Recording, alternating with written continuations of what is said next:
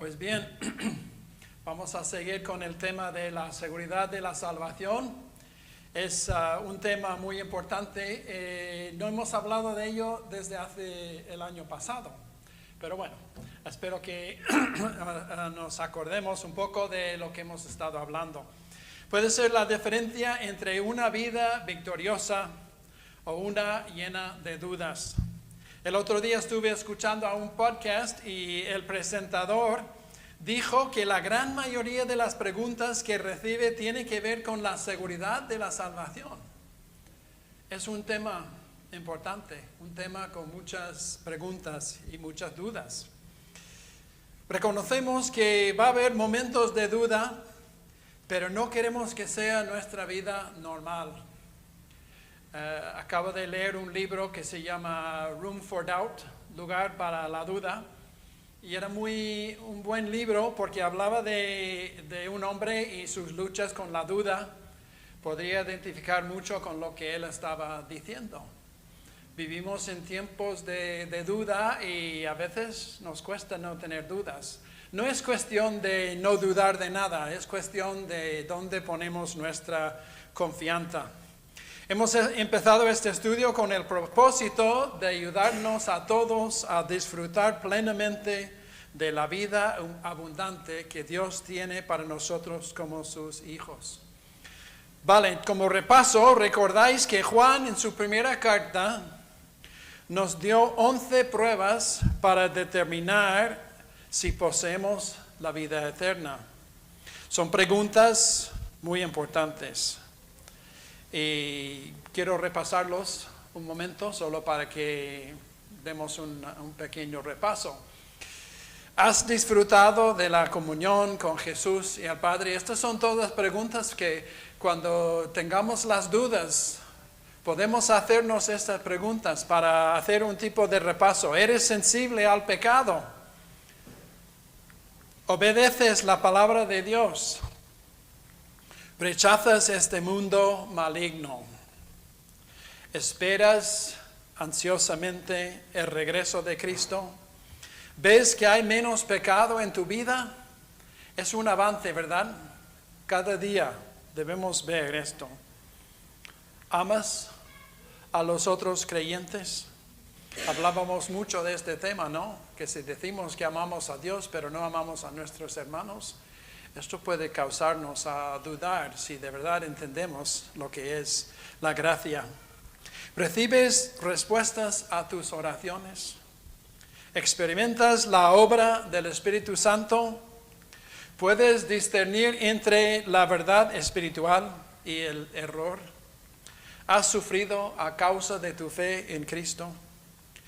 En un anterior estudio hemos dicho que una de las razones por la que mucha gente carece de la seguridad de la salvación es porque simplemente no es salva. No tienen una base bíblica para garantizar su seguridad. Nuestro propósito no es hacerte dudar. Sin embargo, queremos que cada uno de nosotros estemos disfrutando tanto de la salvación como de la seguridad. Si tu duda viene porque nunca has creído en Cristo, por favor, habla conmigo o con otro creyente que te pueda ayudar a tener esta seguridad de tu salvación. Si no conoces a Cristo como tu Salvador personal, estás perdiendo la mayor bendición de esta vida y la que viene.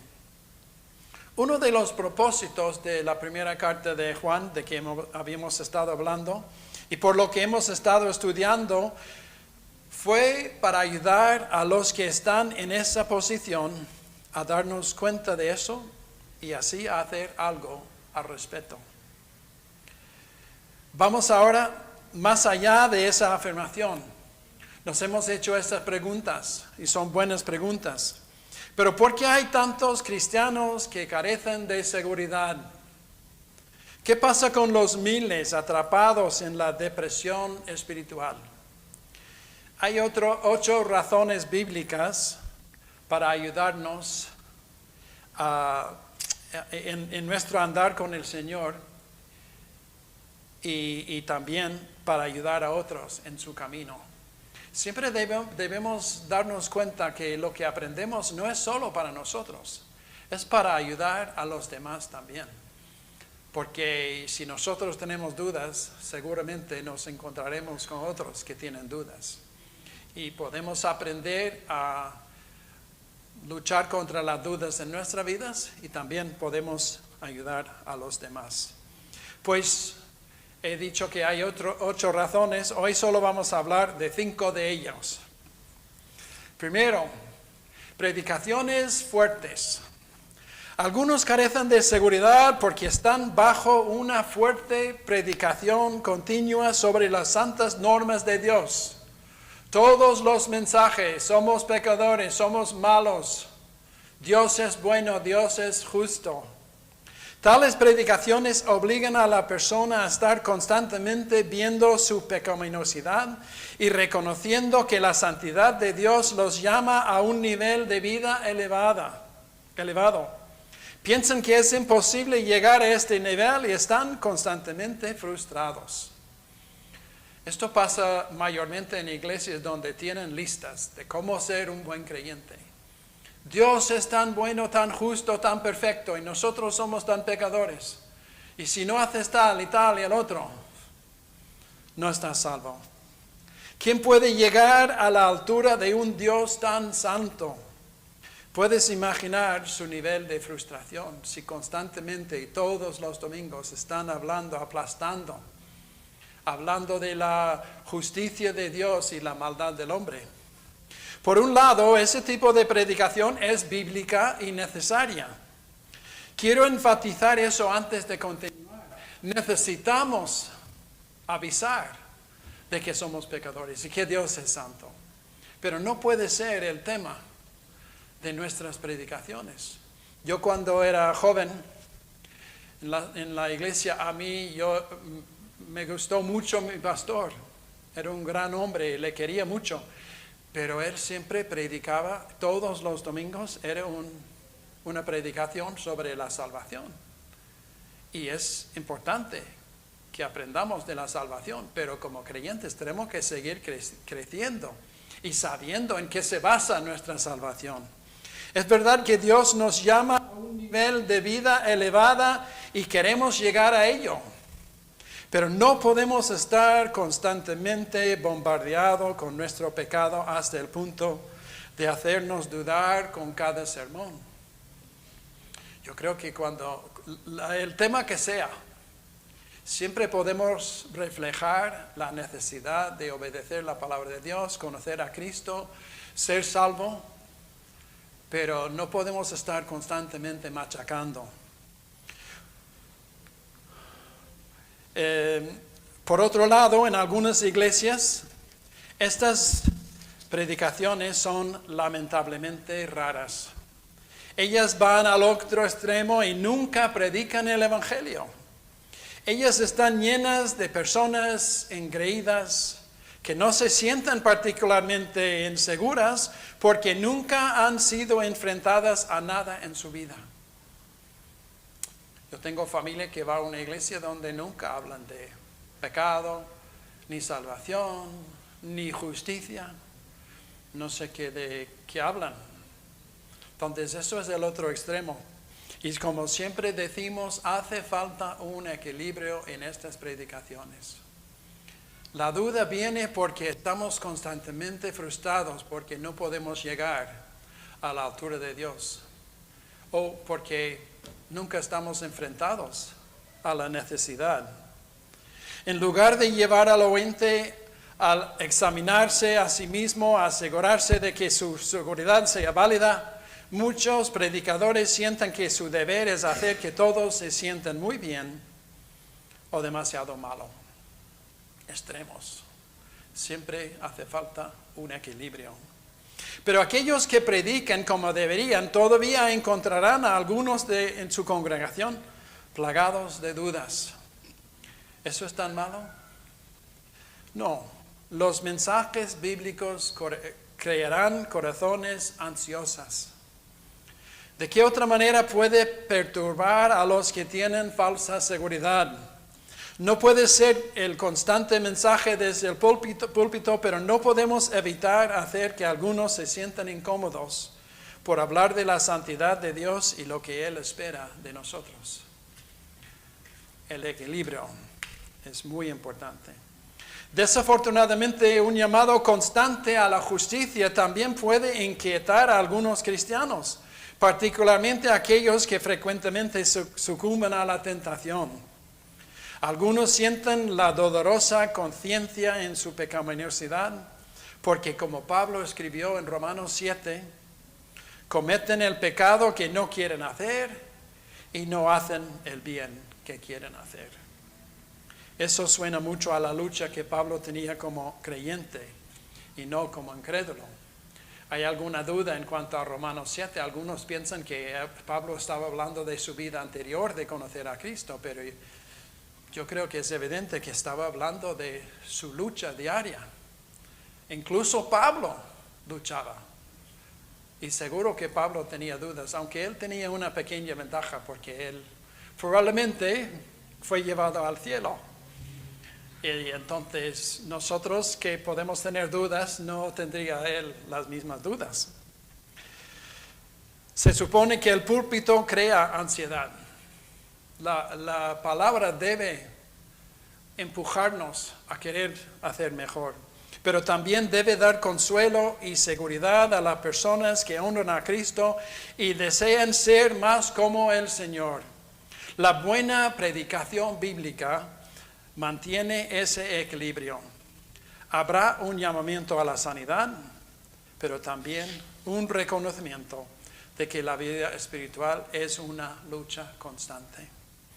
Entonces, la primera razón por causar dudas puede ser la predicación equivocada. La segunda razón es la culpa. Otros creyentes faltan seguridad porque tienen dificultades, porque les cuesta aceptar el concepto del perdón. ¿Cómo puede Dios perdonar a mí, que soy tan malo? La culpa. A menudo son llevados por sus emociones y creen que son demasiado malos para ser perdonados. Hay varias razones para eso. Primero, la conciencia que mejor conocemos habla en contra del perdón. Casi nunca hablamos de la conciencia en positivo, ¿verdad? Casi siempre la conciencia nos culpa, nos hace ver lo malo que somos. Cuando tenemos un ataque de conciencia nos lleva a la culpa y a la convicción. No sabe nada de gracia y misericordia. Además, la santidad y la justicia hablan en contra del perdón. Se enfocan en el pecado y no saben cómo excusarlo. Ten cuidado, Satanás es el acusador de los hermanos y eso lo vemos muchas veces reflejado en la palabra de Dios, ¿verdad? Satanás acusando a los hermanos. Satanás hablando en contra de Dios. Hará todo lo que pueda para oscurecer el amor y la gracia que Dios tiene hacia nosotros. Si permites que Satanás te aplaste con los santos requisitos de Dios, despojado del amor de Dios, dudarás. Satanás, una de sus herramientas es causarnos dudar porque somos tan malos. Dudamos por la culpa que sentimos. ¿Cómo puede Dios amarme que soy tan malo? También otra razón es por la ignorancia. Muchas personas faltan seguridad porque no comprenden que la salvación es una obra absolutamente divina y totalmente soberana. La seguridad se basa en la realidad histórica de lo que Jesús logró. No es un sentimiento sin razón. No es necesario que sintamos salvos, perdonados. Es un hecho por lo que Cristo logró. Nunca tendrás el sentimiento subjetivo de seguridad hasta que comprendas la verdad objetiva del Evangelio. El amor, la salvación, la seguridad, no son emociones, son hechos. Debes darte cuenta de que Dios sabía que eras un pecador. Por eso envió a su Hijo, Jesucristo al mundo, su Hijo Jesucristo al mundo para pagar el precio completo por todos tus pecados, pasados, presentes, futuros. Por su poder omnipotente, Dios aseguró para siempre la salvación que Jesús ofreció. Es irreversible. Eso es muy importante. No todos lo crean, pero la salvación es irreversible. Pablo dijo en Romanos 11:29, porque irrevocables son los dones y llamamiento de Dios. No depende de mí. Yo soy salvo por lo que Cristo hizo en la cruz, no por lo bueno que soy. Como he dicho en varias ocasiones, cuando yo acepté a Cristo con 8 años, yo no entendía nada, yo simplemente no quería ir al infierno. Mi ignorancia era tremenda y seguro que me costaba entender muchas de las cosas que hoy en día ya entiendo, medio entiendo. Pero en cuanto a la ignorancia, no debemos dejar que nos aleje de Dios por nuestra ignorancia. Dios dijo en Isaías 1:18, venid luego, dice Dios, y estemos a cuenta, si vuestros pecados fueran como la grana, como la nieve, serán emblanquecidos. Si fueran rojos como el carmesí, vendrán a ser como blanca lana. Pensad en esto. Los opuestos. El rojo se convierte en blanco, en limpio.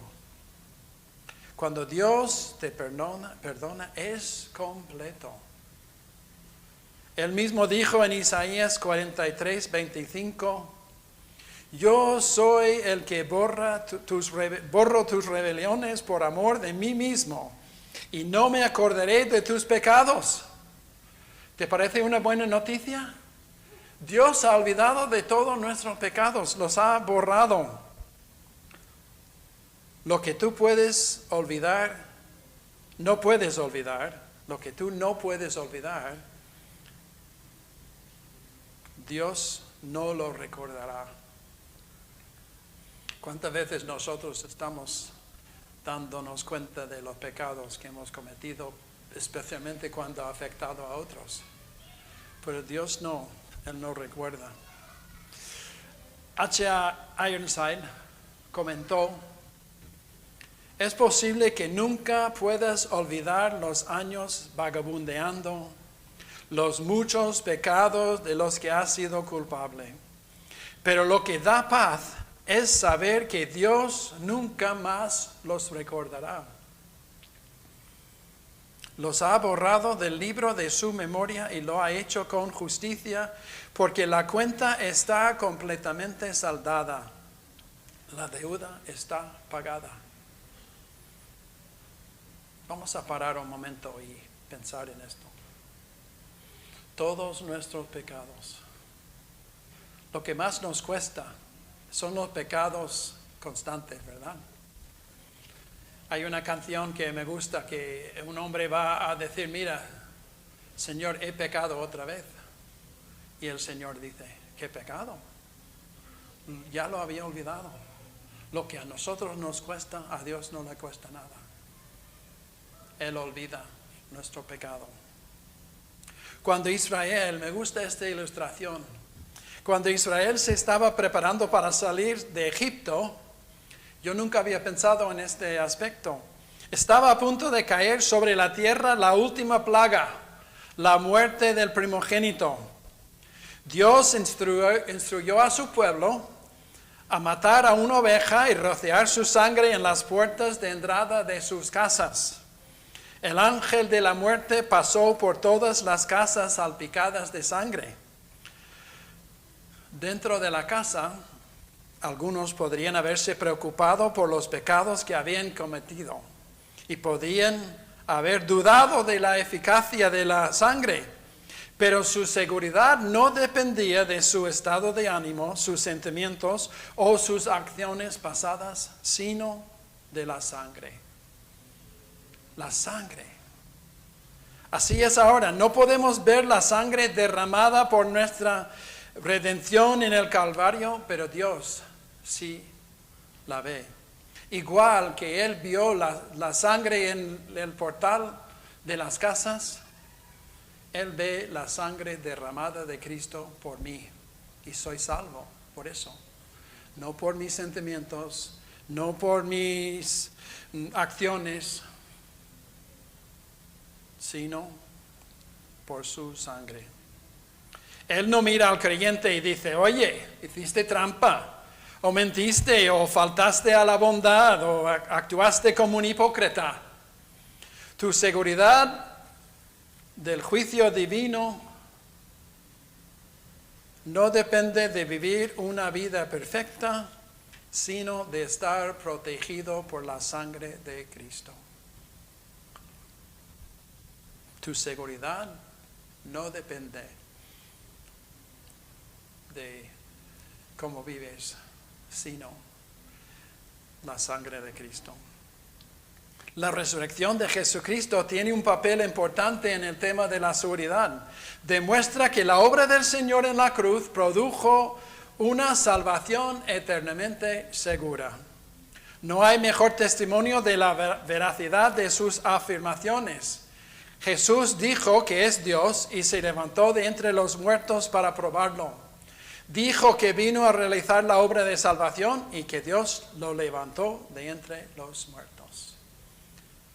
Estamos seguros por lo que Cristo hizo por nosotros. Derramó su sangre, murió y luego resucitó. Jesús cargó con todos los pecados de toda la humanidad en su cuerpo en la cruz. Efesios 1:29 dice, la cual operó en Cristo, resucitándole de los muertos y sentándole a su diestra en los lugares celestiales. Nosotros en nuestra posición ya estamos sentados en lugares celestiales por medio de Jesucristo. Eso es nuestra posición donde Dios ya nos ve. Un nuevo creyente hizo esta observación. Si mis pecados mantienen a alguien fuera del cielo, tendría que ser Jesús, porque Él los tomó a todos sobre sí mismo y se hizo responsables de ellos. Pero Él ya está en el cielo, así que ahora sé que estoy seguro. ¿Quién cargó con nuestros pecados? Jesucristo. ¿Quién pagó por nuestros pecados? Y Él está en el cielo y nosotros estamos sentados con Él en nuestra posición por haber creído en Cristo.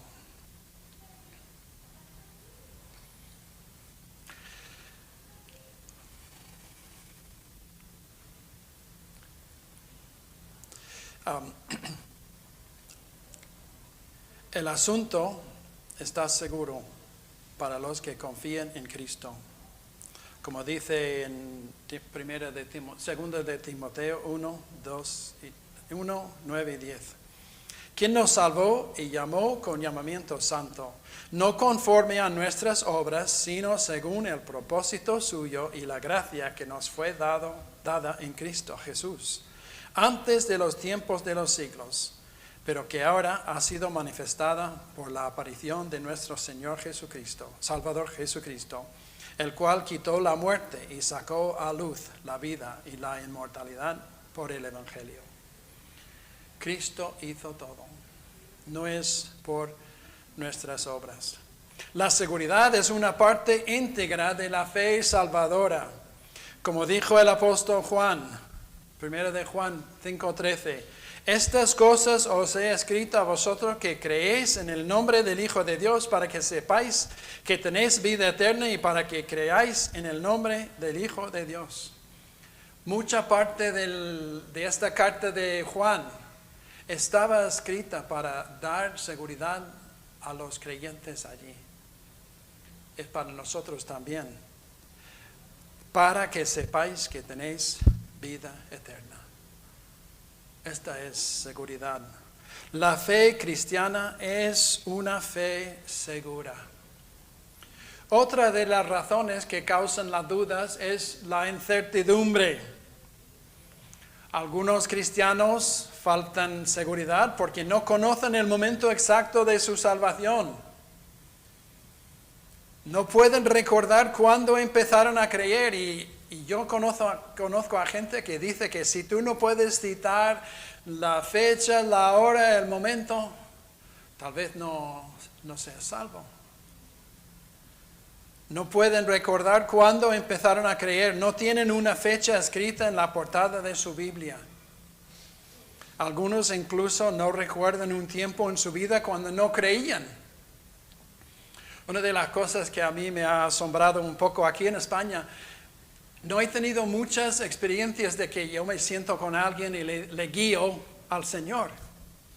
Muchas veces la gente viene a la iglesia 1 mes, 2 meses, 3 meses, tú les hablas del Señor y ellos dicen, ya creo, ¿por qué me preguntas? Ya he tomado esta decisión. Había sido en un sentido un proceso de reconocimiento que es pecador y que necesita conocer a Cristo. Sí, ha habido casos cuando hemos sentado con alguien, pero muchas veces nadie puede decir, pues mira, el 3 de julio del tal año, en aquel lugar.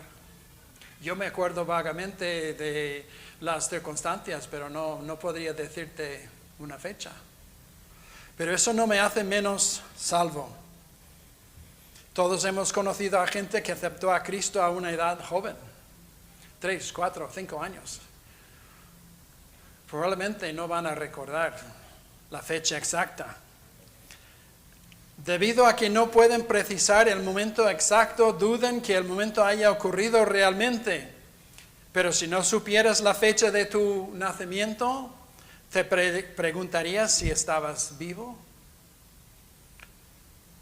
Se ha insistido demasiado en aislar el momento mediante alguna fórmula, ya sea por una oración, firmar una tarjeta, levantar la mano o irte delante de la iglesia. Muchos creyentes, especialmente aquellos criados en un ambiente cristiano, no pueden identificar un momento exacto en que fueron salvos. No es un evento pasado que hace que tu salvación sea real. Mira el patrón actual de tu vida, no a un calendario. Algunas personas tienen una seguridad falsa basada en un evento pasado, pero sus vidas no siguen un patrón recto. Otra vez tengo familia que en algún momento en su pasado pasaron delante, fueron bautizados, fueron a la iglesia hasta que no tuvieron que ir más, no podían obligarles. Dicen que son creyentes porque tienen el papel del bautismo, pero no refleja nada en sus vidas. Solo Dios sabe si es creyente o no. Pero si tuviera dudas, sería mejor basar su salvación o su vida como creyente en cómo vive, no simplemente en un momento pasado donde cuando tomaron una decisión.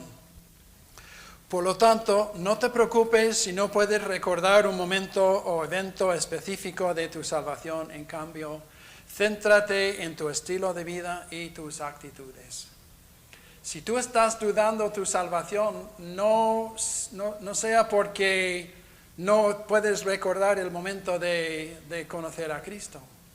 Mejor mira a tu vida y ves que si estás viviendo una vida que refleja a Cristo. Otra de las razones son las tentaciones. Muchos creyentes no tienen seguridad porque sienten el tirón de su carne no redimida y se preguntan si realmente tienen una nueva naturaleza. Como creyentes que habitamos en este mundo caído, somos una nueva creación encarcelada en un cuerpo no redimido. De hecho, nosotros mismos que tenemos las primicias del Espíritu, nosotros también gemimos dentro de nosotros mismos, esperando la adopción, la redención de nuestro cuerpo. Como dice Romanos 8:23. Cuando vuelve el Señor, también la creación misma será libertada de la esclavitud de corrupción a la libertad gloriosa de los hijos de Dios. Pero hasta que llegue el día de la liberación, de vez en cuando seremos arrastrados a la batalla de Romanos 7, de que hablamos antes, entre la carne y el espíritu. Tal como Pablo, nosotros también vamos a luchar, haciendo lo que no queremos hacer y no haciendo lo que sí queremos hacer. Si dejas que el pecado te abrume en un momento dado, no tendrás seguridad. Te preguntarás, ¿he arrepentido lo suficiente? ¿Estoy lo suficientemente triste por mi pecado? ¿Tengo suficiente fe? No debemos vivir con estas dudas. Si estamos poniendo nuestra fe en Cristo, no tenemos que dudar de esta manera. Es fácil leer Romanos 7 de una manera desequilibrada. Si te concentras solo en las partes negativas que dicen nada bueno mora en mí y miserable de mí, te volverás demasiado introspectiva.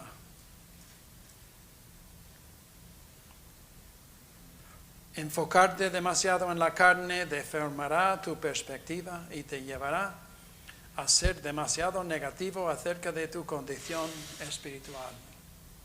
De la misma manera, si te enfocas solo en las partes que dicen, estoy de acuerdo con la ley de Dios en el hombre interior y al deseo de hacer el bien está presente en mí, no podrás luchar con la realidad de la carne. Necesitas mantener un equilibrio. Otra vez más, tengo una cita de H.A. Ironside. Él tiene una sugerencia útil. Ponte a prueba de esta manera. En otro momento viviste en pecado y lo amaste. ¿Deseas ahora librarte de él? ¿Alguna vez fuiste seguro de ti mismo y confiabas en tu propia bondad imaginada? ¿Te juzgas ahora mismo como un pecador ante Dios? ¿Una vez buscaste esconderte de Dios y te rebelaste contra su autoridad? ¿Lo admiras ahora, deseando conocerle y entregarte a Él? Si honestamente puedes decir sí a estas preguntas, te has arrepentido. Y recuerda, no es la cantidad de arrepentimiento lo que cuenta, es el hecho de que te vuelves de ti mismo a Dios lo que te pone en el lugar donde su gracia te beneficia a través de Jesucristo. Estrictamente hablando, ninguno de nosotros se ha arrepentido lo suficiente. Ninguno de nosotros se ha dado cuenta de la grandeza de nuestro pecado como Dios lo ve. Pero cuando nos juzgamos a nosotros mismos y confiamos en el Salvador que Él nos ha dado, somos salvos por sus méritos.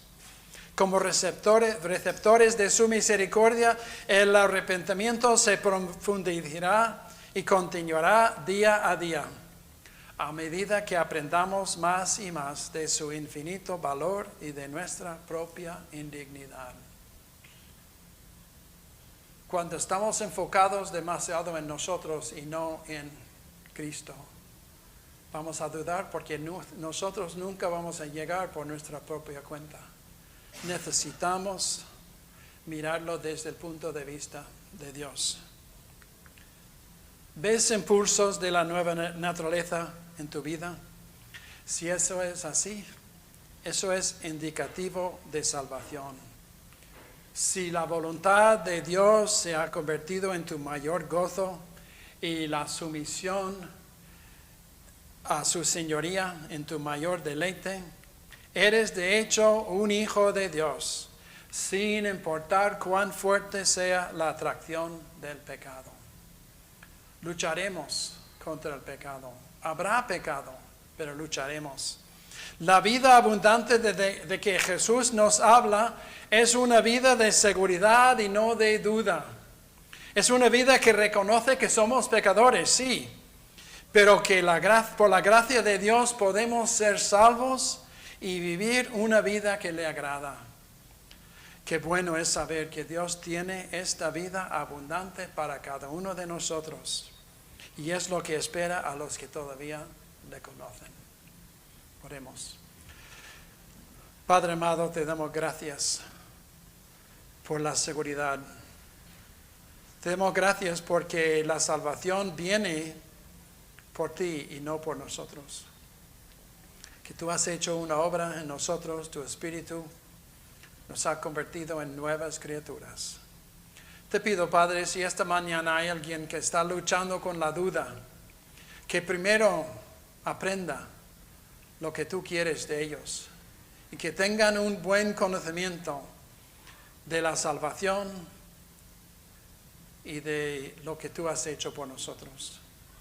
Y si hay alguien que necesita conocer a Cristo, pido, Señor, que tu Espíritu obre en ellos, que ellos busquen a alguien que puede contarles lo que es la salvación y cómo pueden tenerla. Gracias, Padre, por tu bondad, por tu amor.